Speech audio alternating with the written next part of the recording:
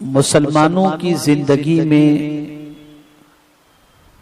بہت ساری چیزیں ایسی داخل ہو چکی ہیں جس کی وجہ سے مسلمان کے عقیدے اور اعمال کے اندر کافی حد تک خرابی پیدا ہو چکی ہے۔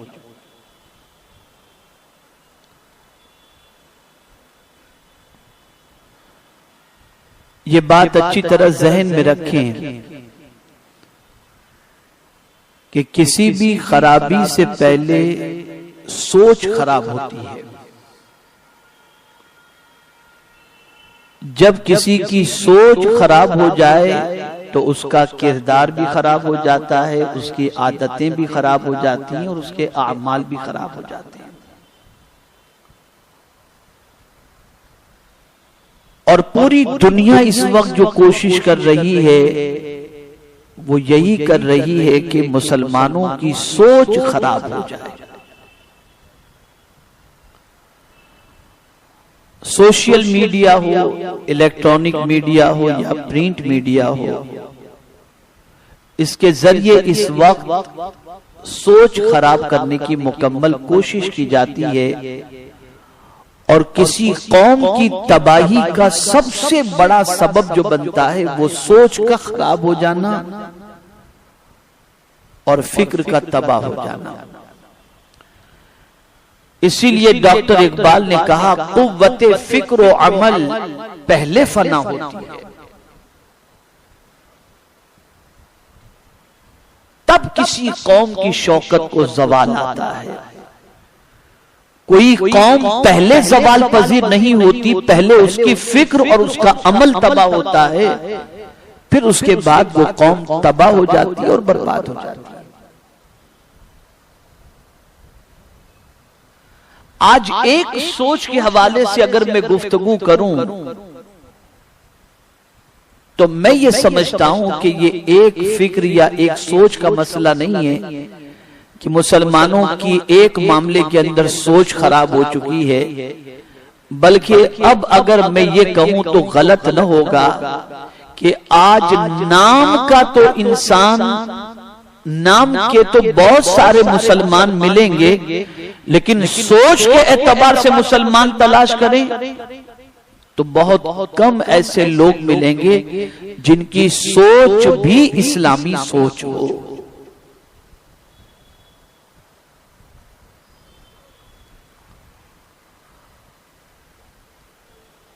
بہت سارے معاملات کے اندر مسلمانوں کی سوچ وہ بن گئی جو غیروں کی سوچ ہے۔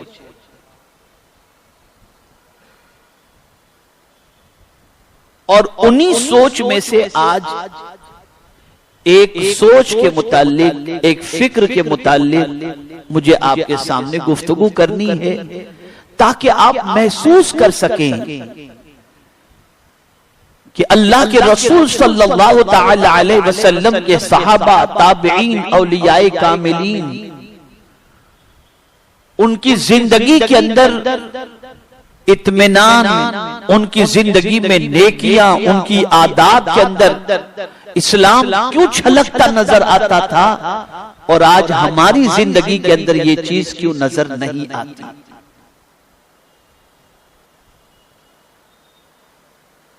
جیسا کہ میں نے ڈاکٹر اقبال کا شعر آپ کے سامنے پڑھا کہ قوت فکر و عمل پہلے فنا ہوتی ہے۔ آج اگر آپ دیکھیں تعلیم کا معاملہ ہو یا خدمت خلق کا معاملہ ہو، درس و تدریس کا معاملہ ہو یا امت مسلمہ کی خیرخواہی کے جذبے کا معاملہ ہو، وہاں بھی سوچ عجیب سی بنی ہوئی آپ کو نظر آئے گی، جو سوچ کسی اعتبار سے اسلامی سوچ کے برابر اور اس کے دائرے میں نظر آتی دکھائی نہیں دے گی۔ اب آئیے میں آپ کو بتاؤں 14 پارے کی پہلی آیت، رب قدیر جل جلالہ نے ارشاد فرمایا ربما یود الذین کفروا لو کانوا مسلمین، بسا اوقات کفار یہ تمنا کریں گے کہ کاش وہ مسلمان ہوتے، یہ تمنا کریں گے کہ کاش وہ مسلمان ہوتے. تو پروردگار جل جلالہ نے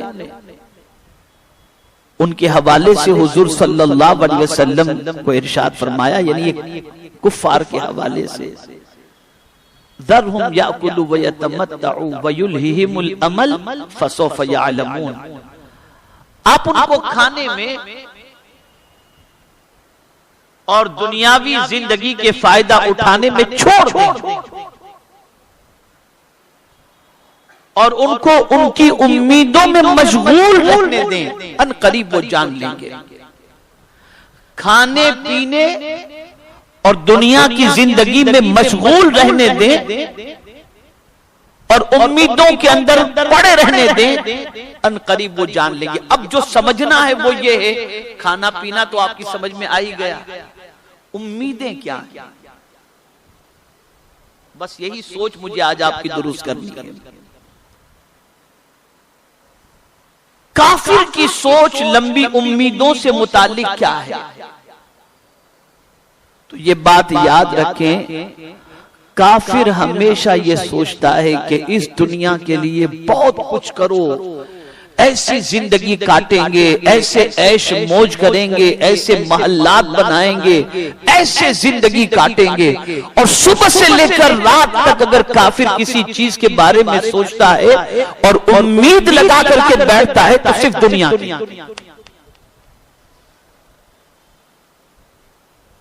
اس کی ساری امیدیں دنیا سے وابستہ ہوتی ہیں اور وہ دنیا سے لمبی امید بنا کے رکھتا ہے. کس طرح سے لمبی امید؟ اتنا کماؤں گا، پھر اتنا بڑا گھر لوں گا، پھر اس کے اندر یہ موج مستی کے سامان رکھوں گا، پھر اس طرح سے عیش کروں گا، پھر اس طرح سے گناہ کروں گا، پھر اس طرح سے زندگی گزاروں گا. بس وہ لمبی امیدیں بنائے رکھتا ہے. لیکن کس چیز کے سلسلے میں؟ دنیا کے سلسلے میں. تو لمبی امیدیں رکھنا اور لمبی امیدیں دنیا کے لیے رکھنا یہ سوچ مسلمان کی نہیں ہے.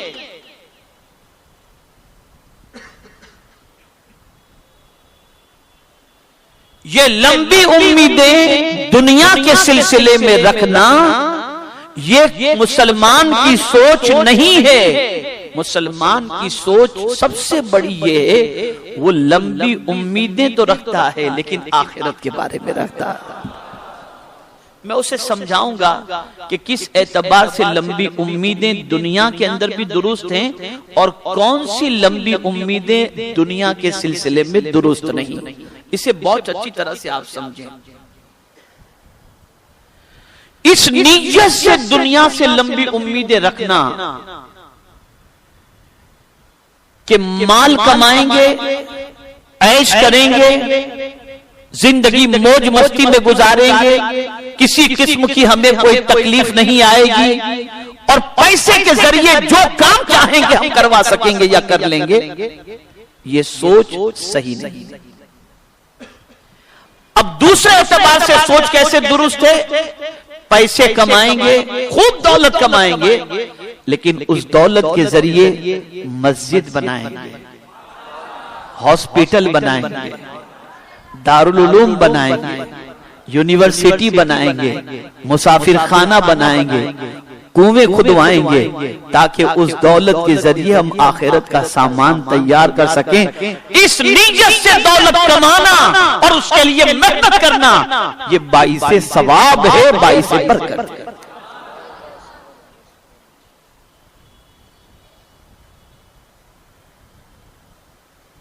اور ہاں، اس نیت سے بھی دولت کمانا درست ہے کہ میرے بچے کسی کے سامنے ہاتھ نہ پھیلائیں.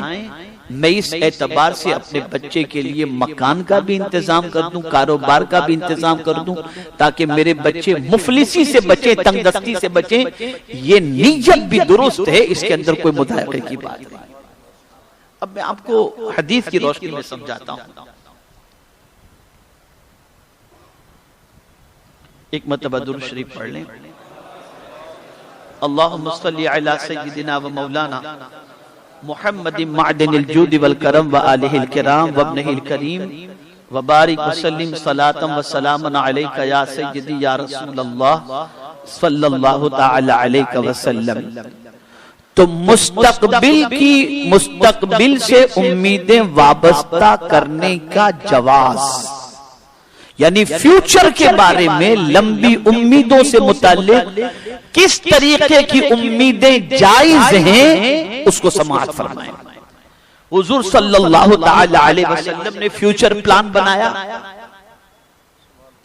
سرکار نے بھی مستقبل کے پلان بنائے، لیکن حضور کے مستقبل کے پلان کا منشا کیا تھا اسے سماعت فرمائیں۔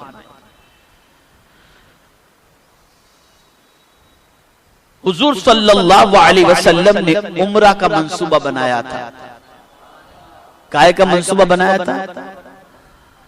حدیبیہ میں ان شرائط پر صلح کی تھی کہ مسلمان اس سال واپس چلے جائیں، اگلے سال آئیں اور صرف 3 دن قیام کر کے چلے جائیں۔ اس طرح کی اور بھی شرائط تھی۔